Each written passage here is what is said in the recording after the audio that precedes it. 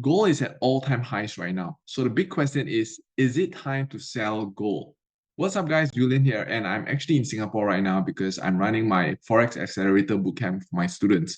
But I didn't want to skip this, so I'm still putting this out to walk you through the market outlook for this coming week, especially with gold sitting where it is right now. This one is going to be raw, no fancy edits. I'm just going to get straight to the point because time is tight. So if you're ready, let's get into it. Now, if you like videos like this, I'm going to give you 5 seconds. Help me out by clicking subscribe and also commenting more so that I can produce more videos like this for you guys. 5, 4, 3, 2, 1. Without further ado, let's get back into the video. Now, a quick announcement as well. I actually have a special surprise prepared for you guys. Some of you have been asking me, how do I trade gold when gold is at all-time highs? So I'm going to be sharing not one, but two of my favorite gold scalping strategies. And that video is coming out this Monday at 9 p.m. So that means I'm having two videos in a row for you guys. So make sure you are subscribed so you don't miss out when the video gets released.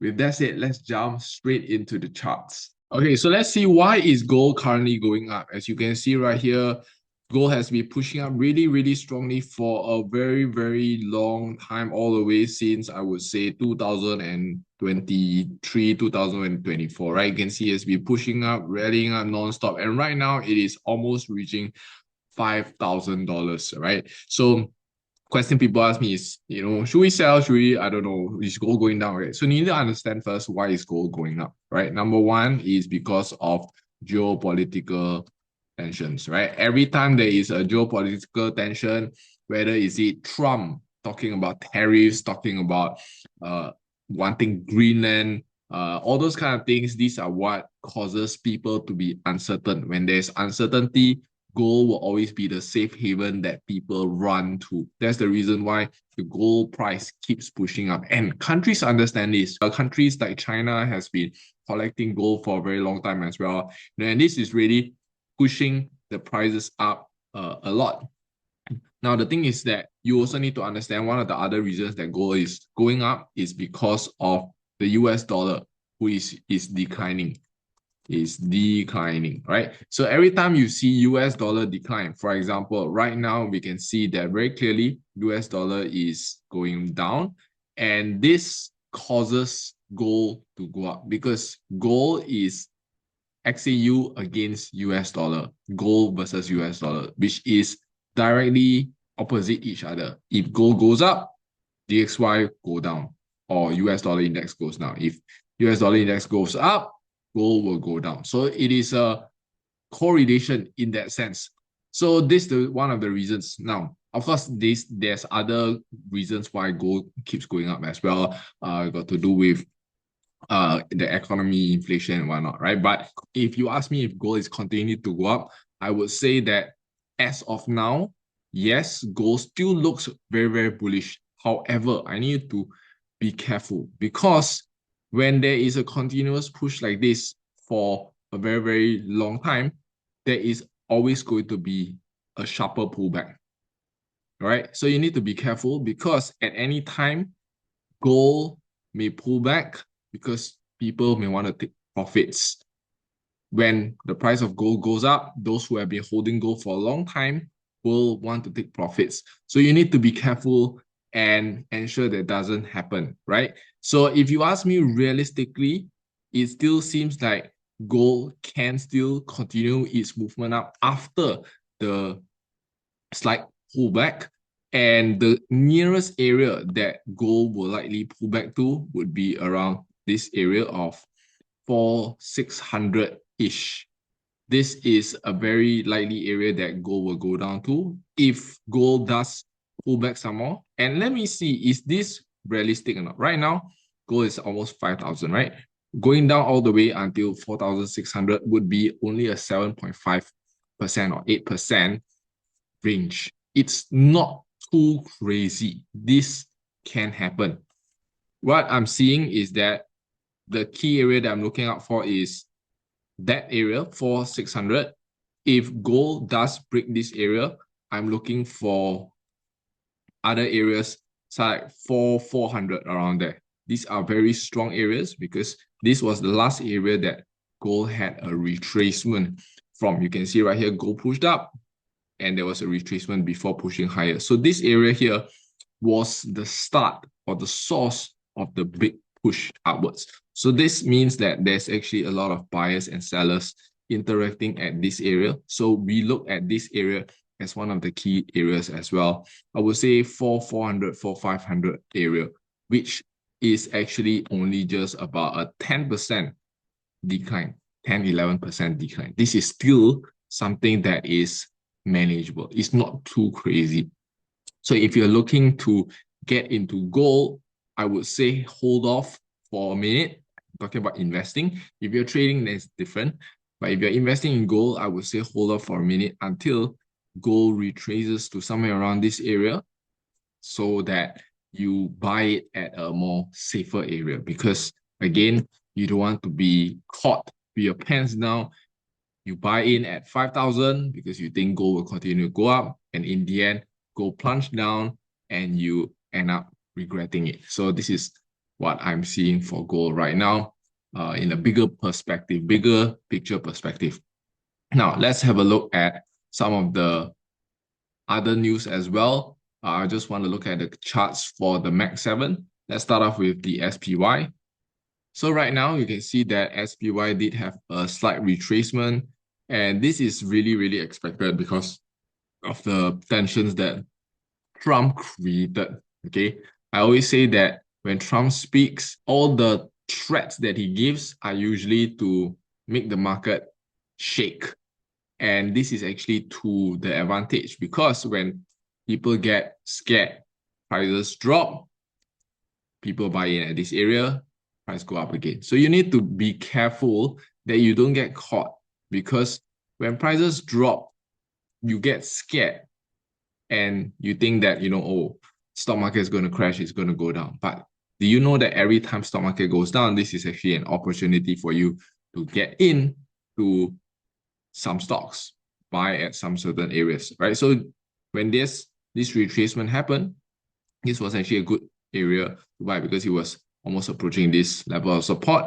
Right now, you can see that SPY pushed back upwards. It's now playing slightly above this level of support right here. So I would say that it has an opportunity to continue its movement up higher a little bit more. This is the current resistance.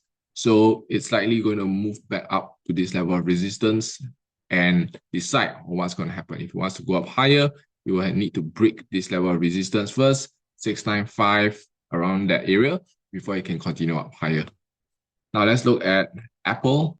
Apple has been in a decline from the last week. You can see it broke through this level of support, playing within this area, struggling for the last 4 or 5 days to kind of go up, but it didn't manage to. Therefore, it plunged down right to this next level of support. So you notice the level of support and resistance doesn't change. It always remains at the same area. So you know very likely what's going to happen, right? As I predicted, if it goes down, it will go down to this level of support right here where it stops.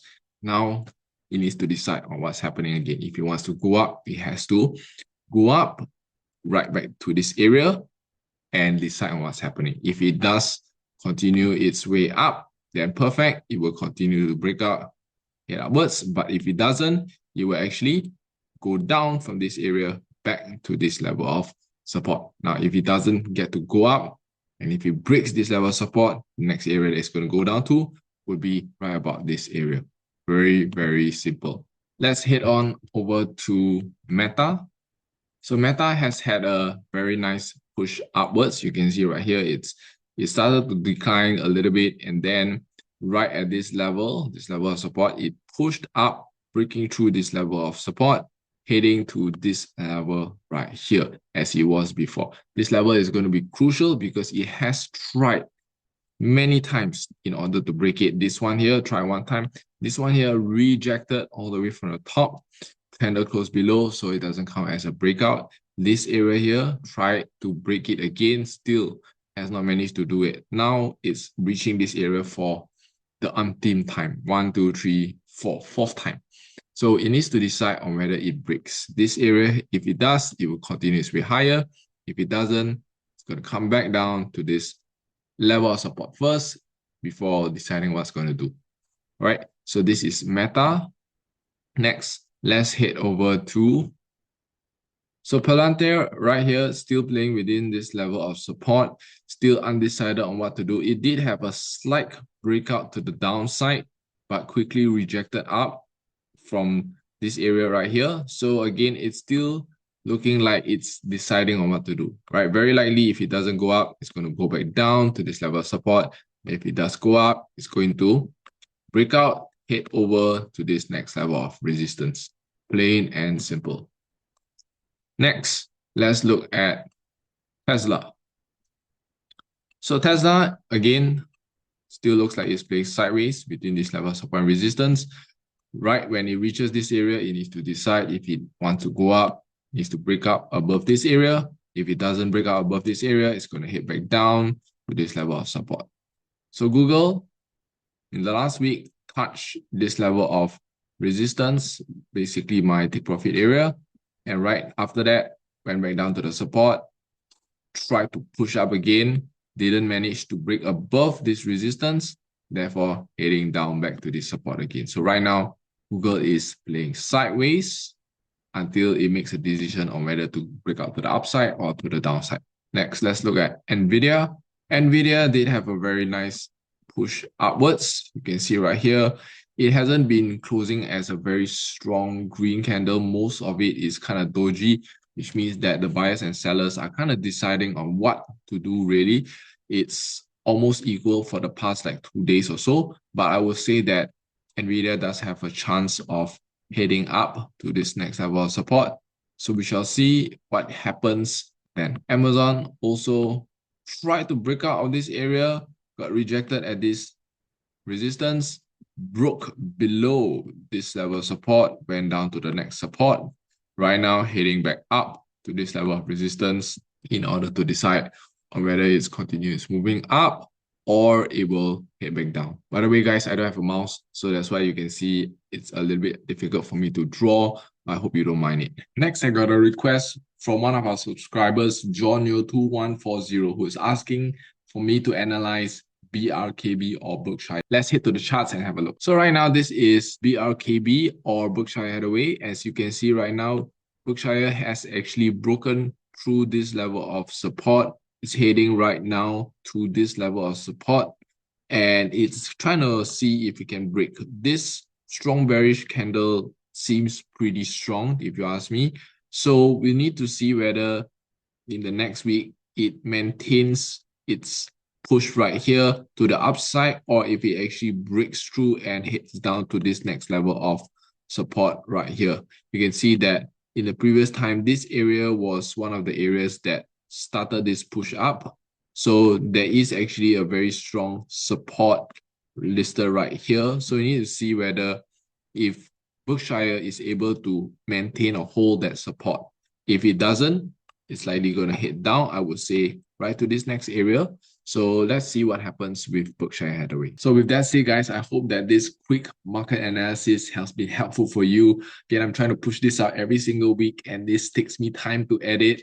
So that's why this video doesn't have many edits. I hope you don't mind it as well. And if you want me to actually post more content like this, let me know in the comments, because these videos are to help you guys. If there's any other ideas or things that you want me to cover, let me know down in the comments, because I want to be able to do those videos for you. And as usual, help me out by liking and subscribing so that I can produce more content for you guys. And if you want to see how I actually put $500, turn it into $10,000, a journey that I'm actually doing, help me out. Just click the video right around here, and I look forward to seeing you guys in the next video. Bye-bye.